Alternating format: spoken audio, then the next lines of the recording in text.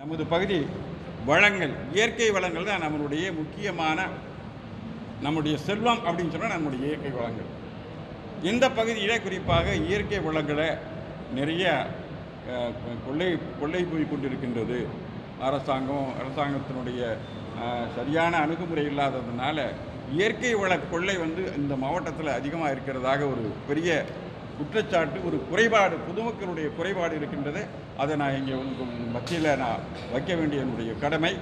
இரண்டாவதாக இந்த ஜல்ஜீவன் திட்டம், இன்றைக்கு மத்திய அரசாங்கத்தினுடைய ஜல்ஜீவன் திட்டம், பிரைம் மினிஸ்டருடைய ஜல்ஜீவன் திட்டத்திலோட பல்வேறு முறைகேடுகள் இங்கே நடந்து கொண்டிருப்பதாக நமக்கு தகவல்கள் கிடைத்திருக்கின்றது. அதையும் கூட நாம் ஏன்னா தண்ணிக்கு நம்ம கஷ்டப்படக்கூடிய ஒரு பகுதி, அதுவும் நாம் இந்த பொதுமக்கள் சார்ந்து சாதாரண மக்கள், இப்போ நான் சொன்ன விஷயங்களெல்லாம் சாதாரண மக்களை மையப்படுத்திய ஒரு விஷயங்களை மட்டும் நான் இப்போ பேசியிருக்கேன். மற்ற விஷயங்கள் எல்லாம் நான் உங்கள்கிட்ட 7 பக்கத்திற்கான ஒரு குறிப்பு கொடுத்துருக்கேன். அந்த குறிப்பில் எல்லாமே இருக்குது.